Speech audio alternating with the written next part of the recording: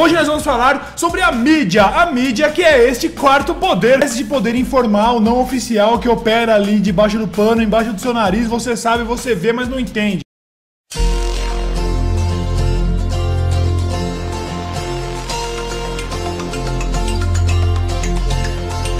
Se você pudesse me dizer, se você soubesse o que fazer, o que você faria, aonde iria chegar?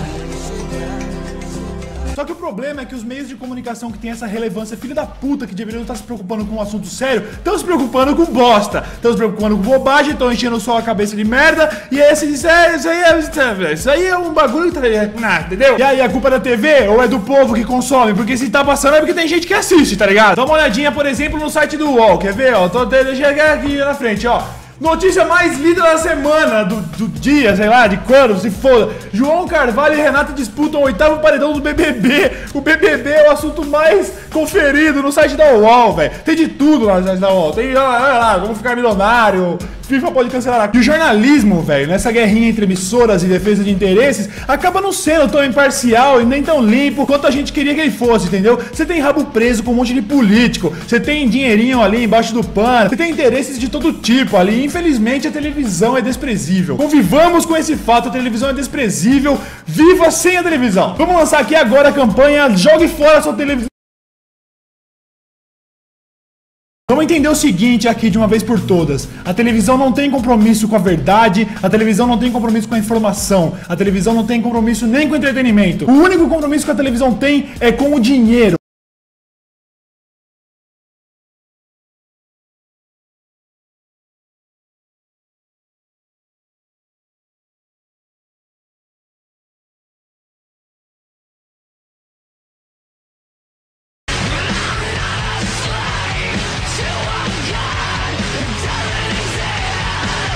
After Columbine, it seemed that the entire focus on why the shootings occurred was because the killers listened to Marilyn Manson.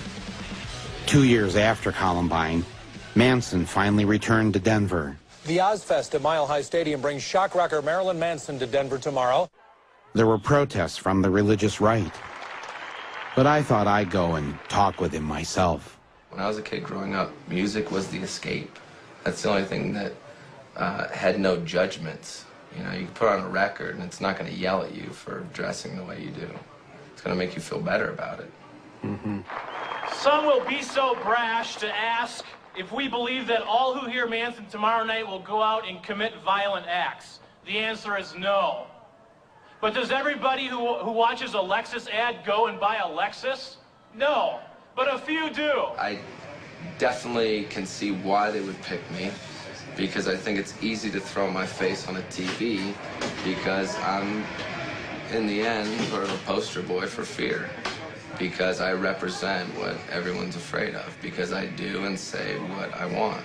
If Marilyn Manson can walk into our town and promote hate, violence, suicide, death, drug use, and Columbine-like behavior, I can say, not without a fight you can't.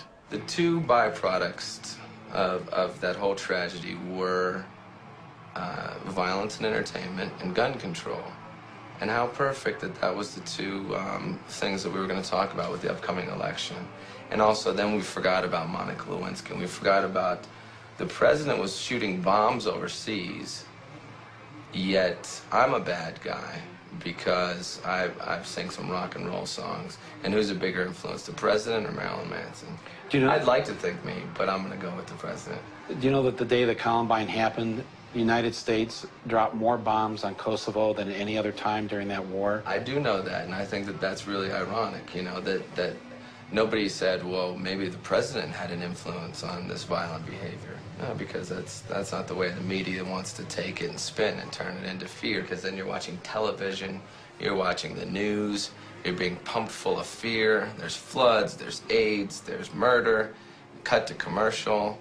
Buy the Acura, buy the Colgate. If you have bad breath, they're not going to talk to you. If you got pimples, the girl's not going to fuck you. And it's just this, it's a campaign of fear and consumption. And that's what I think that it's all based on, is the whole idea that keep everyone afraid and they'll consume. And that's really as simple as it can be boiled down to. Right. If you were to talk directly to the kids at Columbine or the people in that community, what would you say to them if they were here right now? I wouldn't say a single word to them. I would listen to what they have to say, and that's what no one did.